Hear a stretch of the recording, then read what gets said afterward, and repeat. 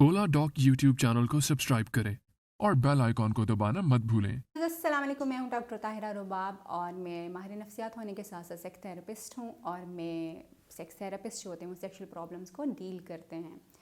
और हम कोशिश ये करते हैं कि बग़ैर मेडिसिन के आपको बहुत सारी ऐसी टेक्निक्स जो हैं वो बता सकें। आपके बहुत सारे ऐसे प्रॉब्लम्स जिसमें प्री मैच्योर एजैकुलेशन हो सकती है, इरेक्टाइल डिसफंक्शन हो सकता है, टाइमिंग इशू हो सकते हैं, इंटीमेसी इश्यूज़ होते हैं, उनको बग़ैर मेडिसिन के जो है वो हम हल कर सकें। आपने देखा होगा मैं अभी मेडिसिन का काफ़ी ज़्यादा तज़किरा कर रही हूँ, तो आज की हमारी वीडियो जो है वो ख़ास तौर पे उन मेडिसिन के बारे में बात करने के लिए है जो लोग यूजुअली इस्तेमाल करते हैं अपनी टाइमिंग को बढ़ाने के लिए या इरेक्टाइल डिसफंक्शन को बेहतर करने के लिए। आज हम देखेंगे कि इन मेडिसिन का इफ़ेक्ट जो है वो हमारी बॉडी के ऊपर किस तरह से होता है और क्या होता है, लेनी भी चाहिए ये मेडिसिन या नहीं लेनी चाहिए। इसके ऊपर आज की हमारी वीडियो जो है वो होगी। पाकिस्तान के टॉप डॉक्टर्स के साथ अपॉइंटमेंट बुक करें, वो भी पेशेंट फीडबैक देखते हुए। लाखों लोगों की तरह पाकिस्तान के सबसे बड़े डॉक्टर नेटवर्क का फायदा उठाएं और आज ही ओला डॉक ऐप डाउनलोड करें। ओला डॉक, डॉक्टर का अपॉइंटमेंट आसानी से। हम देखते हैं कि इरेक्टाइल डिसफंक्शन जो है वो हमारे यहाँ पे बहुत ज़्यादा कॉमनली रिपोर्टेड है। ये इतना है या नहीं है, ये एक सवाल ज़रूर है, क्योंकि इरेक्टाइल डिसफंक्शन जो है लोगों को ये लगता है कि ये बहुत कॉमन है, मगर ये रिपोर्टेड बहुत ज़्यादा ओवरली रिपोर्टेड है। ये उतना ज़्यादा है नहीं हमारे यहाँ पे एक्चुअली, लेकिन क्योंकि हमारे पास इन चीज़ों की सही इन्फॉर्मेशन नहीं होती, तो इस वजह से हम सब वो जो हकीमों ने हमारे दिमाग में चीज़ें डाली हुई हैं वो हम उन्हीं को लेकर प्रैक्टिस करते रहते हैं। या फिर हम पोर्नोग्राफी को हमने अपने लिए एक बेंचमार्क बनाया हुआ, तो फिर हम उससे सारी चीज़ें जो सीखने की कोशिश करते हैं। देखा ये जाता है कि बहुत सारे लोग जो हैं वो डिफरेंट किस्म की मेडिसिन जैसे वियाग्रा, सियालिस और बहुत सारे ऐसे जो हैं प्रोडक्ट्स जो कि स्प्रेज होते हैं, पैचेस होते हैं, इंजेक्शंस होते हैं, बहुत कुछ होता है, उनको इस्तेमाल करते हैं अपने इरेक्टाइल डिसफंक्शन को ट्रीट करने के लिए और फिर अपनी सेक्सुअलिटी को बढ़ाने के लिए, अपनी डिज़ायर को बढ़ाने के लिए, अपने टाइम को इम्प्रूव करने के लिए। अगर मैं एज डॉक्टर आपसे बात करूं तो मैं ये कहूँगी कि दुनिया में हर चीज़ का इलाज मौजूद है, बशर्ते कि आप उसको चाहते हो कि आपका वो प्रॉब्लम जो है वो रिज़ॉल्व भी होना चाहिए और उसके साथ साथ आप सही डायरेक्शंस में उसकी तरफ जो है वो जा रहे हो। सबसे पहले जब आपको लग रहा हो कि आपको ईडी हो सकता है, तो कोशिश ये करें कि सबसे पहले उसकी असेसमेंट करवाएं। असेसमेंट इरेक्टाइल डिसफंक्शन यानी अकड़ाव सख्ती का अगर कोई मसला कहीं पे जो है वो हो रहा है, तो सबसे पहले उसकी असेसमेंट करवाएं, डॉक्टर के पास जाइए। सबसे पहले अपने मसले के बारे में जानने की कोशिश करें, बजाय इसके कि आप खुद से सेल्फ मेडिकेशन करें या फिर ऐसा हो कि आप किसी ऐसी जगह पे चले जाएं जहाँ पे आपको सबसे पहले जो है वो बहुत सारी जो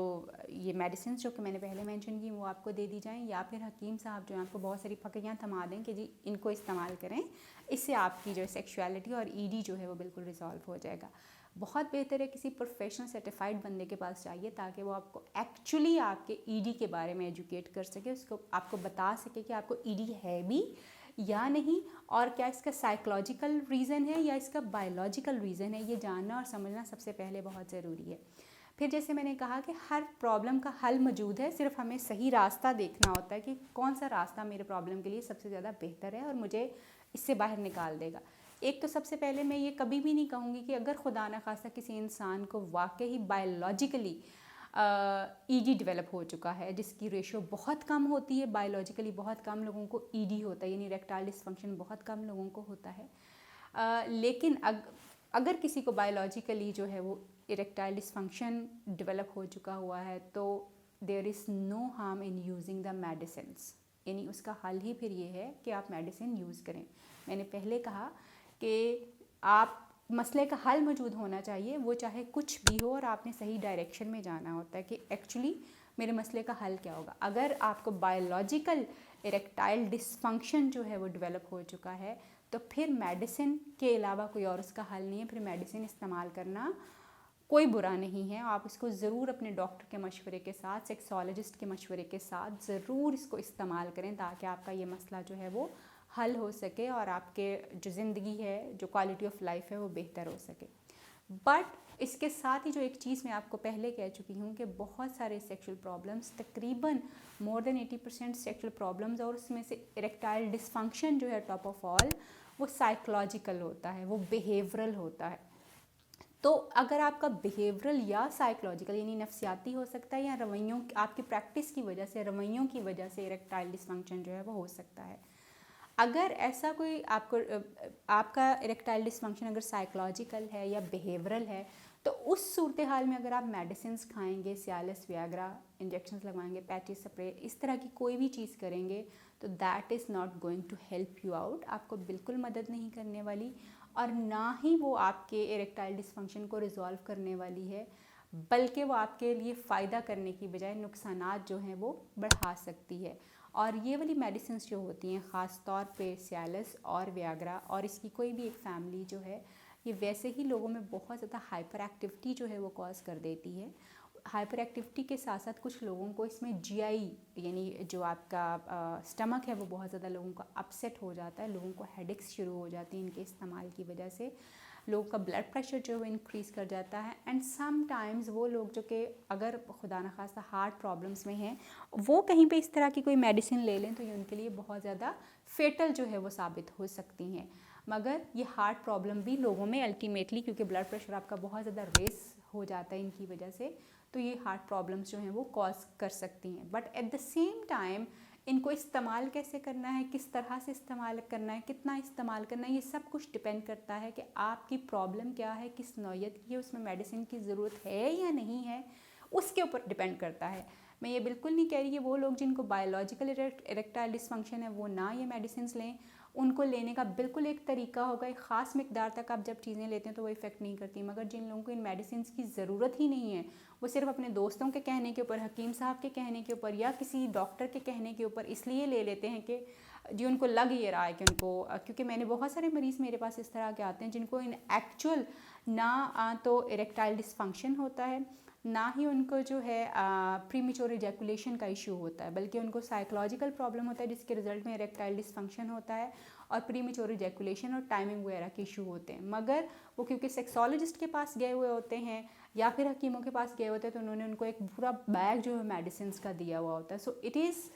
वेरी वेरी इंपॉर्टेंट कि पहले आप अपनी प्रॉब्लम की नौयत जो है वो ज़रूर समझ लीजिए कि वो क्या है, और फिर आप किसी अपनी डायरेक्शन का जो है तयन करें, क्योंकि ये मेडिसिन्स आम मेडिसिन्स की तरह की नहीं होती, ये आपको वाकई डिस्टर्ब करती हैं। इनके ज़्यादा लेने से टेस्टोस्टेरोन लेवल जो है उसको इंक्रीज़ करने के लिए अगर आप मेडिसिन लेते हैं तो आप में एंगर को बहुत ज़्यादा बढ़ा सकता है, आपकी इमोशनैलिटी और इरिटेबिलिटी को बहुत ज़्यादा बढ़ा सकता है, मूड के बहुत सारे प्रॉब्लम्स जो हैं उससे आ सकते हैं। सो मेडिसिन्स कहीं पे ये सोल्यूशन बिल्कुल हो सकता है, और जहाँ पे ये सोल्यूशन है वहाँ पे इसके अलावा कोई और ऑप्शन नहीं, तो इसको अवेल करें, बगैर सोचे समझे इसको अवेल करें। अगर आपका डॉक्टर कह रहा है कि आपको बायोलॉजिकल ईडी है, बायोलॉजिकल आपको प्रीमेच्योर इजैकुलेशन का इशू हो रहा है, तो इन मेडिसिन को बगैर सोचे समझे, यानी बगैर सोचे समझे का मतलब ये है कि बगैर किसी खौफ के इसको इस्तेमाल करें, क्योंकि आपका डायग्नोसिस बिल्कुल ठीक हो चुका है। लेकिन अगर आपको बायोलॉजिकल जो है यानी आपके जिस्म में कोई मसला नहीं पैदा हुआ, मगर आपको प्रीमेच्योर इजैकुलेशन और इरेक्टाइल डिसफंक्शन जो है वो हो चुका हुआ है, जो कि साइकोलॉजिकल हो सकता है, बिहेवियरल हो सकता है, तो there is a strong no कि ऐसी कोई मेडिसिन मत इस्तेमाल कीजिए, क्योंकि आपकी बॉडी को इसकी ज़रूरत नहीं, बल्कि आपको अपने सही असेसमेंट करवा के अपने प्रॉब्लम का सही सलूशन ढूंढने की ज़रूरत है, अपनी प्रैक्टिस को फोकस करने की ज़रूरत है, अपने डर को ओवरकम करने की ज़रूरत है, टाइम को कैसे इंक्रीज़ किया जा सकता है उसको सीखने की ज़रूरत है,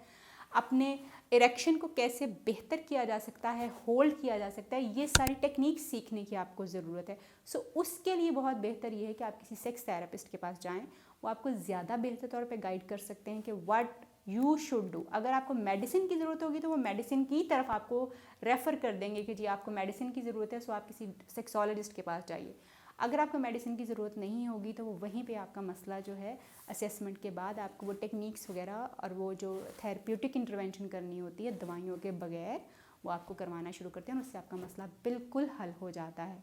इस हवाले से अगर आप ये जानना चाहते हैं कि जी बेशक आप, अब मैं समझती हूँ कि इंटरनेट इस वक्त हम सबके पास अब मौजूद है और वहाँ से लोग बहुत सारी मालूमात जो हैं वो लेते हैं। बेशक आप इंटरनेट से इसको सर्च करके देखिए तो आपको समझ आ जाएगी कि ज़्यादातर जो सेक्सुअल प्रॉब्लम्स होते हैं वो नफ्सियाती होते हैं या फिर वो रवैयों की वजह से वो वाले सेक्सुअल प्रॉब्लम्स जो हैं वो होना शुरू हो जाते हैं। सो जब आप उनकी रूट कॉज ख़त्म करते हैं तो जो आपके